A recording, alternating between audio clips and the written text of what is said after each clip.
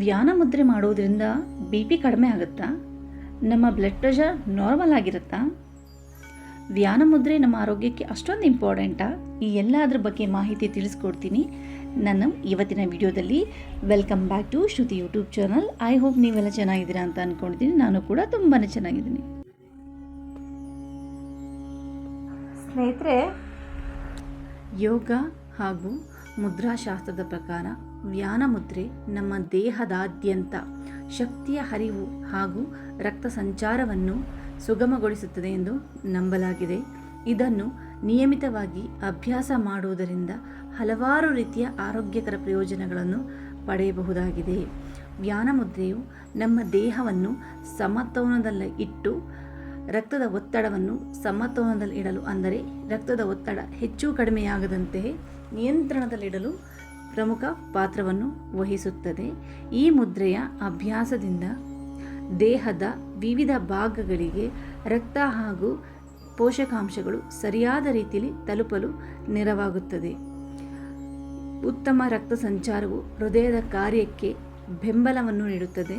ಆದ್ದರಿಂದ ಧ್ಯಾನ ಮುದ್ರೆಯು ಹೃದಯದ ಆರೋಗ್ಯವನ್ನು ಕಾಪಾಡುವಲ್ಲಿ ಪ್ರಮುಖ ಪಾತ್ರವನ್ನು ವಹಿಸುತ್ತದೆ.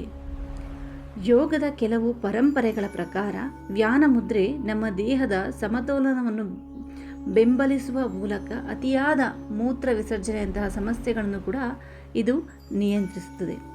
ಸ್ನೇಹಿತರೆ, ಧ್ಯಾನ ಮುದ್ರೆ ನಮ್ಮ ದೇಹದಲ್ಲಿರುವಂತಹ ಬ್ಲಡ್ ಪ್ರೆಷರನ್ನು ನಾರ್ಮಲ್ ಆಗಿರುತ್ತೆ, ಅಂದರೆ ಬಿ ಪಿ ಅಂತ ಹೇಳ್ತೀವಲ್ಲ, ಅದು ನಾರ್ಮಲ್ ಸ್ಟೇಜಲ್ಲಿ ಇದಕ್ಕೆ ಬಹಳ ಪ್ರಮುಖ ಪಾತ್ರವನ್ನು ವಹಿಸುತ್ತದೆ.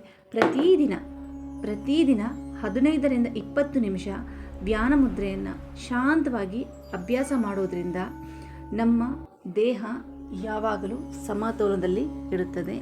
ಇದಕ್ಕೆ ಯಾವುದೇ ಸಮಯದ ಇತಿಮಿತಿ ಇಲ್ಲ. ನಿಮಗೆ ಅನುಕೂಲ, ನೀವು ಎಷ್ಟೊತ್ತು ಬೇಕಾದರೂ ಇದನ್ನು ಮಾಡಬಹುದಾಗಿದೆ. ಎಷ್ಟೊತ್ತು ಬೇಕಾದ್ರೂ ನೀವು ಅಭ್ಯಾಸವನ್ನು ಮಾಡಬಹುದಾಗಿದೆ.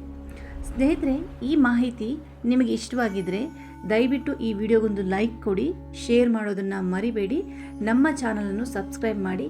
ಇನ್ನಿತರ ಯೋಗ ಮುದ್ರೆಗಳಿಗಾಗಿ ನಮ್ಮ ಚಾನಲನ್ನು ತಪ್ಪದೆ ಲೈಕ್ ಮಾಡಿ, ಶೇರ್ ಮಾಡಿ, ಸಬ್ಸ್ಕ್ರೈಬ್ ಮಾಡೋದನ್ನು ಮರಿಬೇಡಿ.